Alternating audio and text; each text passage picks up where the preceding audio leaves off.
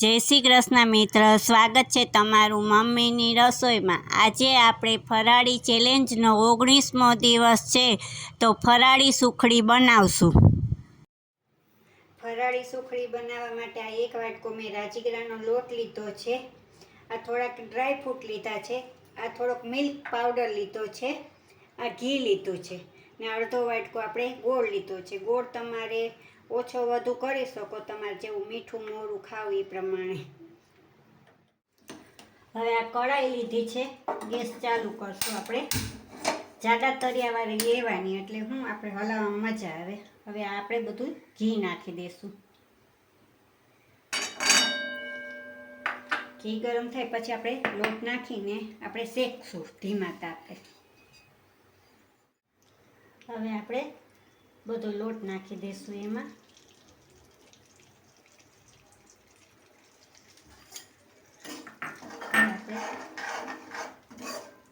ધીમા તાપે એને શેકવાનો છે।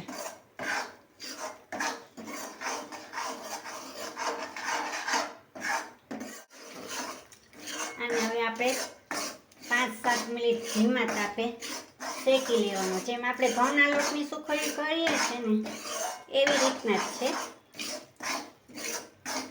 કારણ કે આને સખત હલાવ્યા કરવાનું, બાકી નીચે બેસી જાય। જ્યાં લગી કલર બદલે ને ત્યાં લગી આપણે એને શેકવાનો। હવે આપણો લોટ શેકાઈ ગયો છે, તમે જોજો, અને બહુ બ્રાઉન નથી કરવાનો આપણે। હવે આપણે ગેસ બંધ કરી દઈશું ને નીચે ઉતારીને હવે આપણે મિલ્ક પાવડર ને ગોળ આમાં નાખવાનો છે, બાકી કડક થઈ જાય। હવે આને આપણે નીચે ઉતારી લઈએ। હવે આપણે આ મિલ્ક પાવડર નાખી દઈશું, હલાવી દઈશું, કારણ કે આપણો આ લોટ ગરમ જ હોય।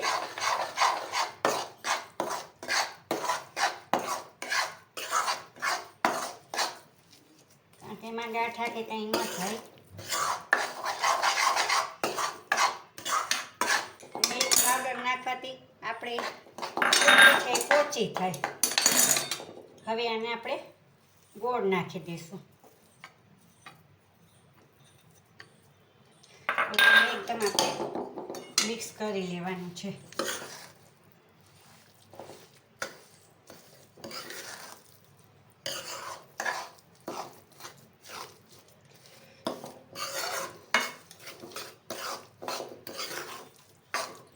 કારણ કે બધાય ખાઈ શકે, દાંત કે ન હોય ને એ પણ આ સુખડી ખાઈ શકે, કારણ કે આટલે આપણે મિલ્ક પાવડર નાખ્યો ને એટલે સાવ પોચી થાય।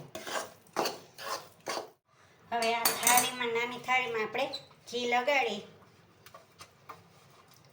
ને એમાં પાથરી દેશું। હવે આ બધી સુખડી આપણે એમાં પાથરી દેશું।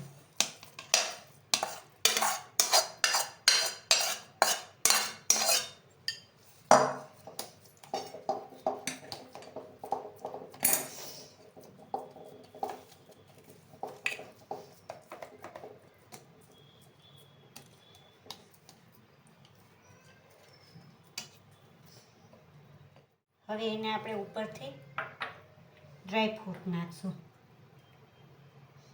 તમારે નાખવા હોય તો એ નાખો ને, ન નાખવા હોય તો વાંધો નહીં, પણ અમારે પછી આમ આપણે ચમચીથી બેસાડી દઈશું। હવે આને આપણે જેવડી સાઈઝના પાડવા હોય એવા આપણે કાપા પાડી લે, પછી બહુ ઠરી જશે તો નહીં પડે।